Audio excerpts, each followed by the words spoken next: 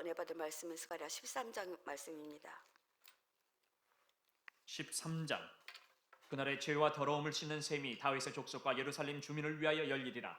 만군의 여호와가 말하노라. 그날에 내가 우상의 이름을 이 땅에서 끊어서 기억도 되지 못하게 할 것이며 거짓 선지자와 더러운 귀신을 이 땅에서 떠나게 할 것이라.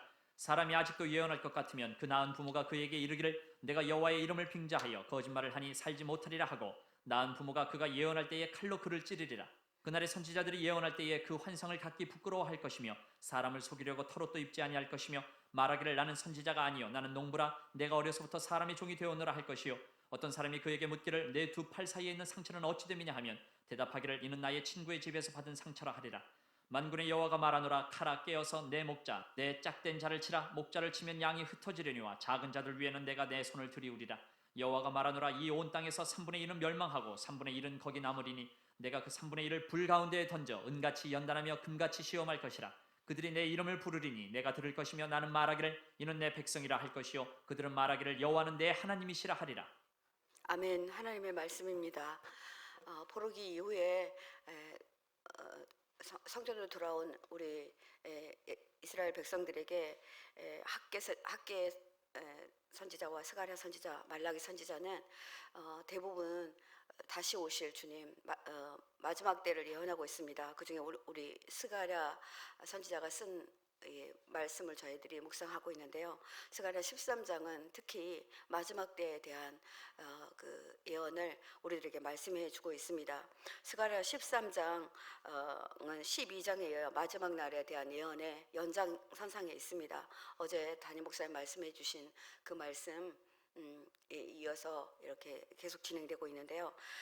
스가랴서 13장 1절은 이렇게 시작합니다. 그날에 죄와 더러움을 씻는 셈이 다윗의 족속과 예루살렘의 주민을 위하여 열릴 것이다. 굉장한 축복입니다. 오늘 우리 전영구 목사님께서 샘물과 같은 주보혈 이런 찬양 해주셨는데요. 그렇습니다. 그날에는 죄와 더러움을 씻는 셈이 열리는데 셈이 스스로 열린다는 것입니다. 그러니까 주체가 있습니다. 그러니까 열어주는 겁니다. 인위적으로 파는 것이 아니라 우리가 셈을 할 때 웅덩이 파죠. 저희도 농장을 할 때 샘이 이제 어디서 물이 나오는지 이렇게 물을 나오는 것을 잘 아시는 분들이 있더라고요. 그래서 그분을 이렇게 불러다가 샘을 어떻게 파면 좋겠습니다 했더니 그분은 정말 기가 막히게 그 샘이 나오는 그것을 지류를 알더라고요. 그래서 여기다 파면 좋겠습니다 하는데 방법인지 모르지만 무슨 이상한 작대기 2개를 가지고 다니면서 이렇게 딱 합쳐지는 곳에 하더라고요. 그래서 제가 궁금해서 물어봤어요. 어떻게 아저씨는 샘이 나오는 곳을 알아요? 그랬더니 이 기계가 철로 되는 기계였는데 물이 많은 곳에서 이렇게 반응을 보인대요. 그래서 참 신기한 기계도 있다 이렇게 생각했거든요. 그래서 저희들은 이제 인위적으로 우물을 팠죠. 우물을 팠는데 그 우물이 다시 마를 수도 있고 이제 없어질 수도 있다고 합니다. 그런데 샘은요, 저는 어렸을 때 농달샘이 있었어요. 굉장히 그 샘이 깊었는지 굉장히 여름에 시원했어요. 그래서 저희 아버지가 그 샘에 가서 늘 이렇게 물을 좀 떠오라. 그래서 그 물 이제 이렇게 떠다 드리면 아버지가 시원하다 이렇게 말씀하셨던 적이 있습니다. 샘은 그 지류가 알 수 없지만 그냥 스스로 터져 나오는 것을 말합니다. 그래서 그 날에, 마지막 날에 너희들의 죄와 더러움을 씻는 샘이 터질 것이다 라는 거예요. 샘이 솟아날 것이다 이렇게 말하고 있습니다. 열린다 이렇게 말합니다. 여러분, 그날은 원어로 바옴하후라고 합니다. 그날은 하나님의 날이고 여호와의 날입니다. 그날은 믿지 않는 자에게는 심판의 날이고 믿는 자에게는 우리에게 축복의 날입니다. 공의의 날이고 축복의 날이고 동시에 같은 날이 동시에 열리지만 그런 날이 올 것입니다. 근데 그 날에 어떤 사람은 기다려지는 날이고 어떤 사람은 두려운 날이 될 것입니다. 근데 우리 성도 여러분, 이 날은 우리가 정말 기다려지는 날이 될 것입니다. 우리가 믿음을 가지고 우리가 큰 믿음을 가지고 어떤 어려움도 견뎌낸다면 그날에는 우리가 정말 축복의 날이 되고 그날에 우리의 모든 죄, 우리의 모든 더러움이 씻겨질 것이다. 근데 여기서 샘물이라고 말해요.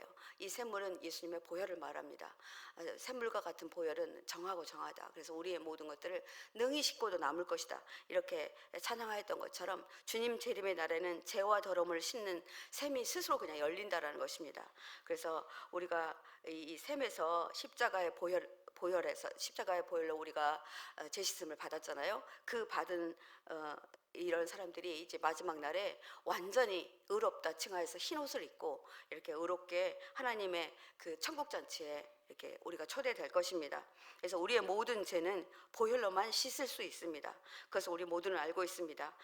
그러므로 예언서의 그날은 직접적으로 예수 그리스도의 십자가의 부활의 구원 사건의 때를 가리키며, 오늘 여기서 말하는 그날은 예수님의 재림의 날, 흔히 말하는 세상의 종말의 날을 말합니다. 그날에 죄와 더러움을 씻는 셈이 다윗의 족속과 예루살렘 주민을 위하여 열릴 것이다. 우리를 위하여 열린다, 이렇게 말하고 있습니다. 아멘입니다. 우리가 어제 12장 8절에는 그날에는 가장 연약한 사람이 다윗처럼 강하게 될 것이라고도 말씀하셨습니다. 예, 이 땅에서 정말 천대받고 정말 저 사람들은 왜 저렇게 바보같이 살아, 저 사람들은 왜 저렇게 살아, 이렇게 했던 사람들이 이 날에는 정말 다윗처럼 강하게 될 것이다, 이렇게 말합니다. 그리고 다윗의 집안은 하나님처럼 곧 백성을 인도하는 주의 천사처럼 그렇게 백성을 인도할 것이라는 약속을 하나님이 하시고 계십니다. 사실 그날은 예언시대부터 묵시시대를 지나서 지금까지 백성들이 간절히 고대하는 날입니다. 고 손양원 목사님 여러분들 아시죠? 그분이 지으신 여러분 고대가 여기 60 넘으신 분들은 아실 거예요. 저는 어렸을 때 할머니들이 그냥 이렇게 몸을 흔들면서 낮에나 밤에나 눈물 머금고 내 주님 오시기를, 이렇게 이렇게 곡조도 없고 음률도 잘 없는데 그 비슷한 음률로 이렇게 늘 이렇게 부르셨던 거가 기억이 나요. 그래서 교회 가면은 요 찬양을 그렇게 부르시던 권사님이 한 분 계셨는데, 말씀 준비하는데 그 생각이 났어요. 그래서 그분의 손양원 목사님의 이 고대가 중에서 제가 몇 대목만 읽어보겠습니다. 고족하고 쓸쓸한 빈 들판에도 희미한 등불만 밝혀 놓고 주님 오실 날을 고대하고 기다리오니 오 주여 언제나 오시렵니까? 먼 하늘 이상한 구름만 떠도 행여나 내 주시님 오시는가 해 머리 들고 멀리 바라보는 마음, 오 주여 언제나 오시렵니까? 이렇게 찬양하고 있는 그 찬양의 곡조입니다. 우리 신부되는 교회가 흰옷을 입고 기름 준비 다 해놓고 기다려오니 도적같이 오심하고 하신 예수님, 오 주여 언제나 오시렵니까? 이런 찬양의 가사인데요.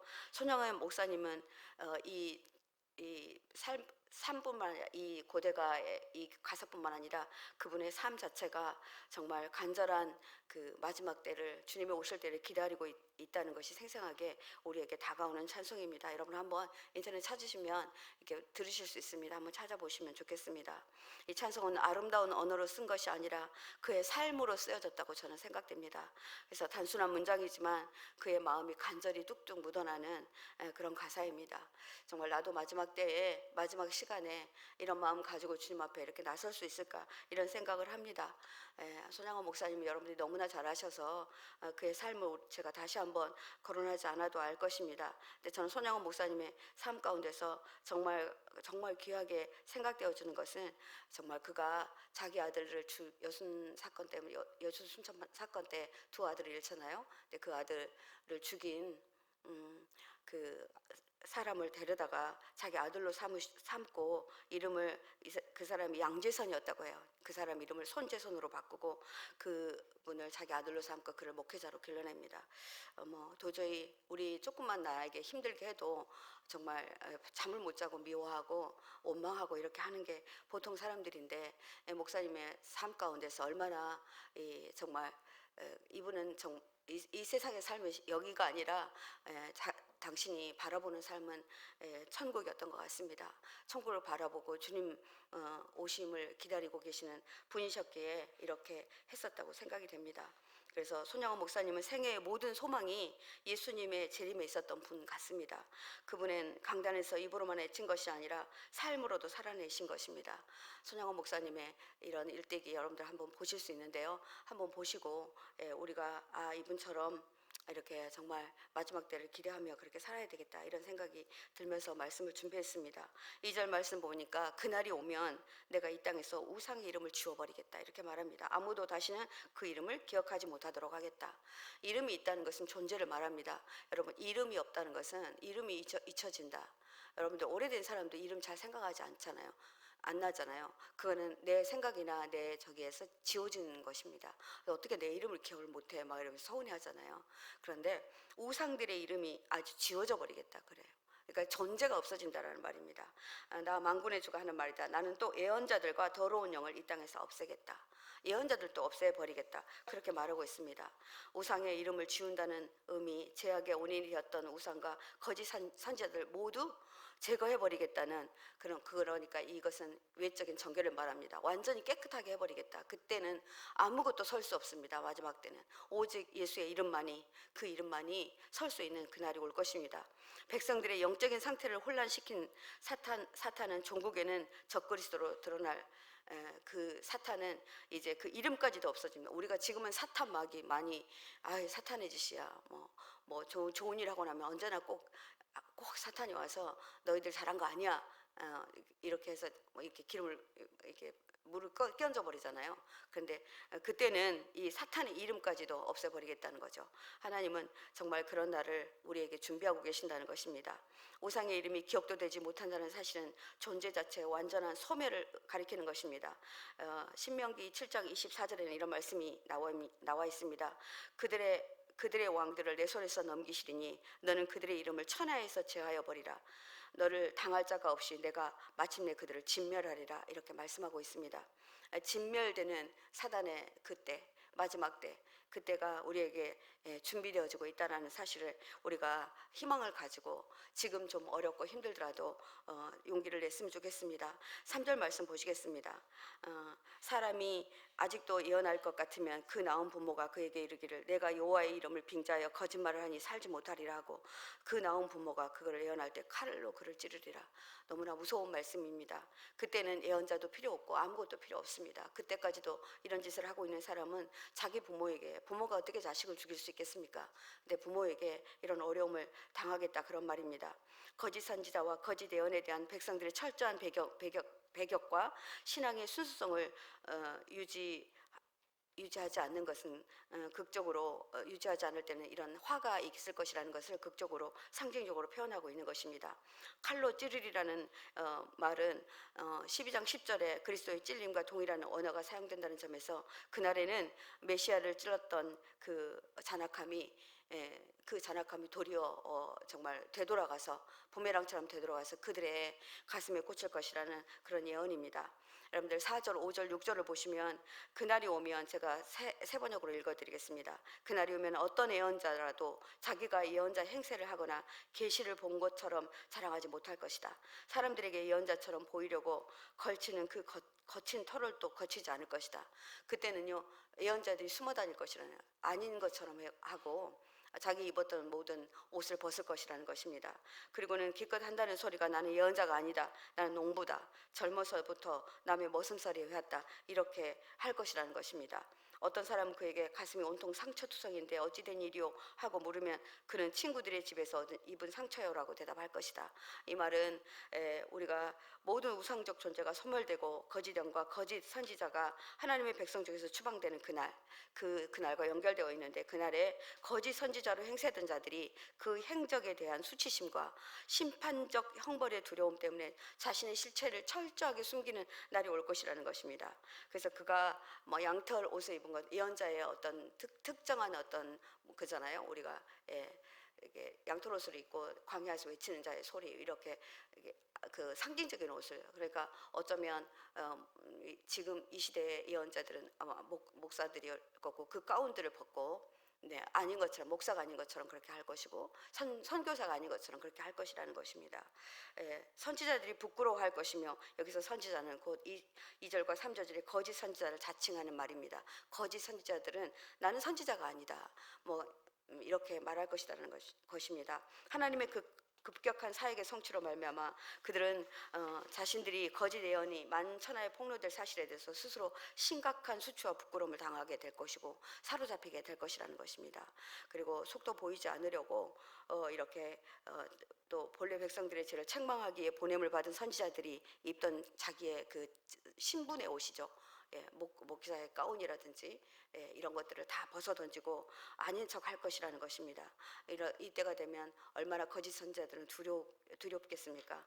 그래서 하나님의 참 선지자들의 외적 형태만 모방하고 실제로는 백성을 미혹해서 자기의 이익을 갈취했던 이런 사람들에게 오는 형벌을 말합니다. 선지자라고 불리던 사람들이 자신의 신분을 속이고 나는 예언자가 아니었다. 나는 농부다. 젊어서부터 남의 머슴살이 해왔다. 변명할 것이라 이렇게 말합니다. 우리나라도 6.25 때 선비들을 다 잡아 죽이는 일이 있었다고 합니다. 그래서 저희 할아버지가 그랬어요. 자신은 하도 붓을 들고 이렇게 글을 많이 썼기 때문에 세 번째 손가락에 옹이가 박혔었대요. 그래서 이제 잡혀갔는데 손가락을 이렇게 펴보라고 하더라고요. 그래서 세 번째 손가락을 보더니 옹이가 박혀 있으니까 너 선비 맞지? 하고 정말 뭐랄까요, 이렇게 총 뒤로 이렇게 머리를 이렇게 과격했다 이런 말씀을 들었던 적이 있습니다. 아무리 순교를 해도 숨길 수가 없죠. 예, 손이 거칠지도 않고 농부도 아니었던 사람이 그때는 다 드러나게 된다라는 것입니다. 그래서 양반들이 모두 천민처럼 옷을 바꿔 입고 상투를 헤치고 또 얼굴에 검정을 발라 천민인 척해도 그들은 양반과 천민을 잘 다 이렇게 가려냈다고 합니다. 그래서 양반들을, 그러니까 지식층들을 전부 다 이렇게 죽이려고 했던 때가 있었다고 합니다. 우리나라에도 이런 때가 있었다고 하는데 이때가 되면 이렇게 다 가려내서 죽일 것이다 이렇게 말하고 있습니다. 우상 숭배하는 거짓 예언자들을 우상 숭배 의식을 거행할 때 특별한 예언적 그 황홀경에 빠지게 해서 자기 몸에 가슴에 상처를 냈다고 합니다. 그러니까 너 가슴에 있는 상처는 뭐냐라고 말하니까 아니다, 나는 이 상처는 친구네 집에 가서 다친 것이다 이렇게 거짓말을 하는 날이 올 것이다 이렇게 말하고 있습니다. 그래서 7절은 사건의 급격한 전환이 일어납니다. 여러분 7절 한번 보시도록 하겠습니다. 7절 만군의 여호와가 말하노라. 목자를 치라는 명령입니다. 칼아 깨어서 내 목자 내 짝된 자를 치라. 목자를 치면 양이 흩어지려니와 작은 자들 위에 내가 내 손을 들이우리라. 이런 말씀이 나와 있습니다. 내 곁에 선저라는 의미는 하나님과 동등한 분으로서 그리스도의 신적 위상을 지시하는 말입니다. 마지막 때 참 목자신 예수님을 배척하는 결과로 주어졌던 언약이 철폐되고 민족이 분산하게 되지만 이스라엘이 그 징벌의 연단을 감내하게 될 때 하나님께서는 다시 그들의 구원자와 보호자가 되실 것이라는 사실을 예언하고 있습니다. 그때가 되면 이렇게 어려운 일이 있지만 분명히 하나님께서 구원해낼 것이다 라고 약속하고 있습니다. 내 짝된 자라는 말은 문자적으로 나와 교제하는 자, 나와 동행하는, 우리가 예수님과 동행하잖아요. 동행하는 자를 말하는데 그 예수와 동행하는 자를 내 손으로 들이우리라. 여기서 목자를 치면 양이 흩어지리니 이렇게 말하고 있습니다. 그러니까 그때는 이제 핍박이 오는데 아마도 굉장히 우리가 주님과 동행하는 사람들에게 오는 핍박이 더 클 것이라 그렇게 말합니다. 이 말은 우리가 이제 마지막 때에는 우리에게 주어지는 어려움이 더 많습니다. 요즘에 우리가 예수 믿는 사람들이 더 힘들어진다. 왜냐하면 너무나 힘들어지니까 정말 이렇게 세상에서 살려면 적당히 뭔가를 해야 되는데 우리 그렇게 할 수가 없잖아요. 그러니까 어떻게 살아야 될지 참 힘들다 이런 말을 하는 분들을 많이 보았습니다. 근데 마지막 때는 이렇게 해야만 합니다. 그래서 메시아 배척의 결과로 시행될 민족의 분산, 심판적 징벌, 이것들이 우리에게 주어진, 우리에게 어쩌면 마땅히 감내해야 될 그런 어려움들인 것 같습니다. 작은 자들 위해 내가 내 손을 들이우리라는 문장은 참으로 은혜되는 말씀입니다. 이 말씀은 작은 자는 믿음을 신실하게 지켜낸 경건한 자를 의미합니다. 언약 백성을 가리키는 말로 말씀을 신실하게 믿고 신앙이 변절되지 않는 자를 말합니다. 이런 자는 내가 구원하겠다 이렇게 약속합니다. 그리고 회복시키시고 보상하고 새롭게 하겠다는 약속을 주시고 계십니다. 이스라엘의 남은 자들에 대한 구원과 회복에 대한 비전을 제시하고 있는 것입니다. 이때는 정말 아무것도 바라보지 못할 것입니다. 이때가 되면 그때까지 남아있는 자들은 정말 주님 바라보지 못하고 주님의 우리를 구원해 주실 것이라는 그 믿음 가지지 못하면 절대로 견딜 수 없는 그런 핍박과 어려움이 올 것이라 이렇게 말하고 있습니다. 오늘 우리 하루가 주님 안에서 주의 집에 있는 살찐 것으로 풍족하게 하시고 주의 복락의 강물을 마심으로 생명의 원천을 맛보게 하시고 주의 빛 안에서 우리가 빛을 보며 평안과 은혜를 부어주시는 축복의 날이 될 수 있도록 우리가 믿음을 다시 굳건하게 다잡는 시간이 되었으면 좋겠습니다. 여러분 8절 9절 말씀 보시겠습니다. 제가 세번역으로 읽겠습니다. 내가 온 땅을 치면 3분의 2가 멸망하여 죽고 3분의 1만 살아남게 될 것이다. 나주가 하는 말이다. 이 마지막 때 우리 믿음의 식구들 중에 3분의 1이 남을 때가 올 것이다. 이거는 이제 정말 연단하고 심판하고 정말 너무나 어려운 핍박 가운데 있는 그때를 말하고 있는데요. 그 3분의 1은 내가 불 속에 집어던져서 은을 단련하듯이 단련하고 금을 시험하듯이 시험하겠다 이렇게 말하고 있습니다. 그들은 내 이름을 부르고 나는 그들에게 응답할 것이다. 나는 그들을 내 백성이라 부르고 그들은 나 주를 우리 하나님이라고 부를 것이다. 이렇게 말씀하고 계십니다. 네, 이때가 되면 우리가 기도하지 않고는 너무나 정말 도저히 견딜 수 없는 그 날이 올 것입니다. 전 언약 백성이 거주하는 땅을 치면 3분의 2는 멸절한다라고 이때는 살아남을 사람이 거의 없다라고 말하고 있습니다. 예, 그래서 이 말은 끊어내어 죽게 한다라는 말입니다. 그래서 우리가 택한 백성이 자격을 박탈하고 추방하여 죽게 하는 엄중한 심판의 의미를 함축하고 있는데 그때 끊어내어서 죽게 되는 사람들이 있을 것이다. 3분의 2가 죽게 될 것이다. 3분의 1은 남을 것인데 그들은 심판을 연단을 받게 될 것인데 하나님은 그들을 내가 구원해내겠다 하고 약속하고 있습니다. 여러분, 인간의 감정 중에 거절감은 단절되지 않으려는 인간의 심리가 작동한다는 것을 여러분들이 아실 것입니다. 그래서 거절받지 않으려고 인간은 부단히 노력합니다. 그런데 여기서는 아예 그 존재를 아주 단절하게 끊어버리겠다. 이 말은 뭐냐면 주님과 전혀 관계가 없는 사람들로 만들어버리겠다 이런 말입니다.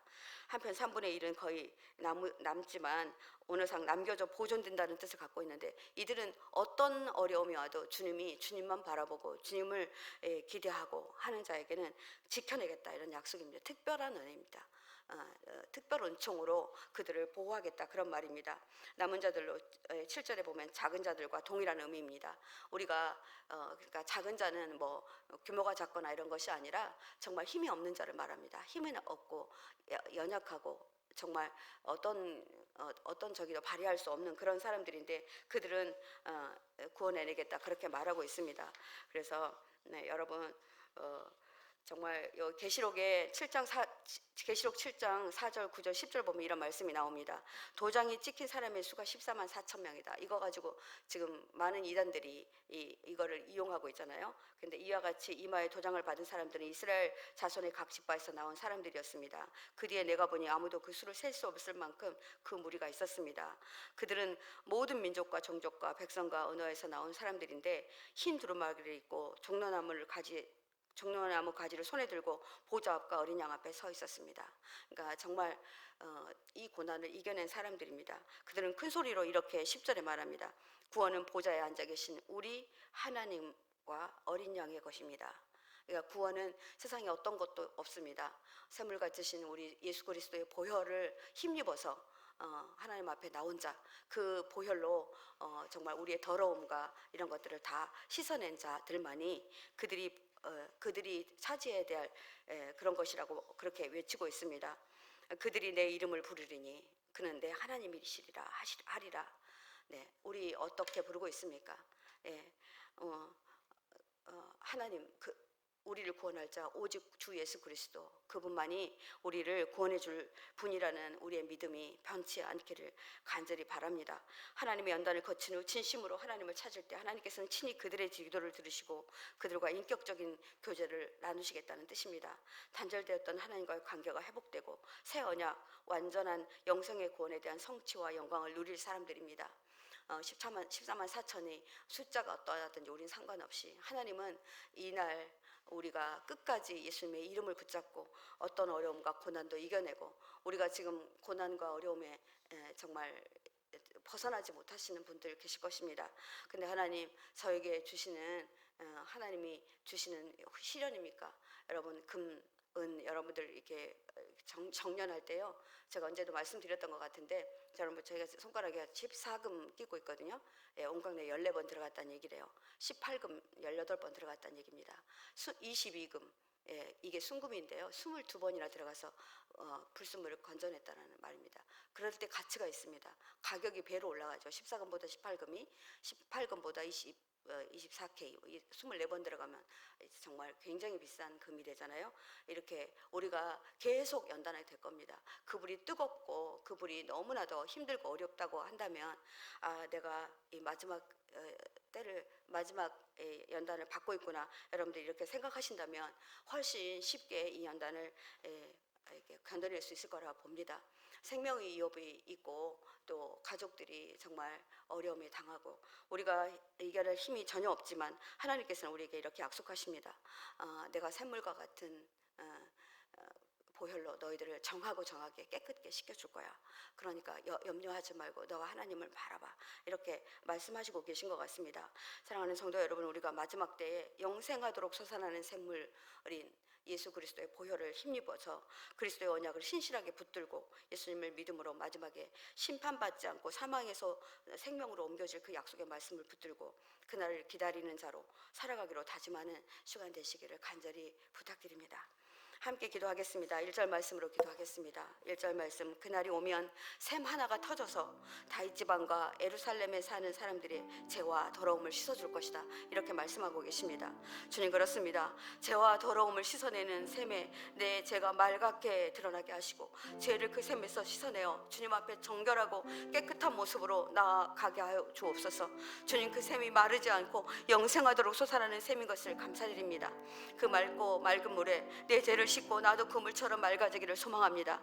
구석구석 잘 씻어낼 수 있도록 회개의 영을 부어주십시오. 이 시간은 제가 아버지 하나님 회개함으로 나아갑니다. 하나님, 아버지 주님 앞에 나와 하나님 내 죄를 아버지 드러냅니다. 하나님, 내 죄로 인하여서 내 가족이 어려움을 당하고 있습니까? 내 스스로가 어려움을 당하고 있습니까? 아버지, 이 시간에 아버지 하나님 이 시간에 아버지 주님의 보혈을 나에게 부어주옵소서. 아버지, 머리부터 발끝까지 성령의 보혈로 인하여서 아버지 우리가 온전하게 깨끗하게 되어지기를 간절히 소망합니다. 우리 주님 이름 한번 크게 부르고 기도하겠습니다. 주여, 주님, 이 시간 아버지 앞에 간절히 간구하여 기도합니다. 아버지, 죄와 더러움을 씻어낼 방법은 아버지 오직 주님밖에 없습니다. 주님의 보혈밖에 없습니다.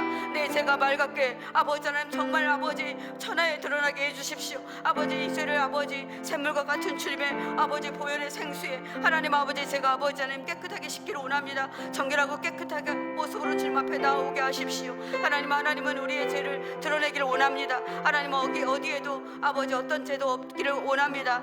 아버지, 이 시간 아버지 앞에 간절히 간구하여 기도하오니 아버지 마르지 아니하고 영원토록 솟아나는 샘물 아버지 그곳에서 언제나 아버지 주님 곁에 아버지 내가 아버지 죄를 지을 때마다 아버지 당신이 흘려주시는 피값으로 인하여서 다시 깨끗하여지는 그 은혜를 얻을 수 있는 그 자격을 얻게 하시고 또 아버지 그렇게 아버지 우리를 제하여 버리지 아니하고 하나님 아버지 곁에 두시고 아버지 사랑하는 내 아들이라 사랑하는 내 아버지 제자라 이렇게 말씀하여 주시니 너무나도 감사합니다. 아버지의 은혜에 하나님 아버지 앞에 나아가기를 간절히 소망합니다. 주님 인도하시고 함께하여 주시옵소서. 한 번 더 기도하시고 여러분들이 깊게 기도하시다가 돌아가셨으면 좋겠습니다. 10절 말씀으로 기도드리겠습니다. 그들은 큰 소리로 구원은 보좌에 앉아 계신 우리 하나님과 어린 양의 것입니다 라고 외쳤습니다. 하나님, 그렇습니다. 구원은 오직 보좌에 앉아 계신 우리 하나님과 그 어린 양의 보혈로 인한 것 밖에는 없습니다. 이 고백이 우리의 마지막 날에 주님 얼굴을 뵙고 드릴 마지막 고백이 되게 해주십시오. 이런 고백을 할 수 있도록 우리가 믿음 잃지 않게 해주십시오. 힘들고 어렵다고 나는 이제 교회 안 나갈 거야, 나는 이제 끝이야 라고 말했던 것을 용서해 주십시오. 지금 당한 고난에 집중하지 않고 주님 오실 날을 기대하며 아버지 기도하며 마지막 때를 기다리는 정말 아버지 작은 자, 믿음이 작은 자가 아니라 아버지 작은 아버지 소망을 가지고 하나님 앞에 그렇게 서는 아버지 그런 자가 되게 해주십시오. 하나님께서는 약속하시기를 세상에서 가장 어린 자가 아버지 가장 큰 자가 다윗처럼 큰 자가 될 것이다 이렇게 약속하셨사오니 이 말씀 믿고 나아가게 해주십시오. 그날에 나 주가 예루살렘에 사는 주민을 보호할 것이니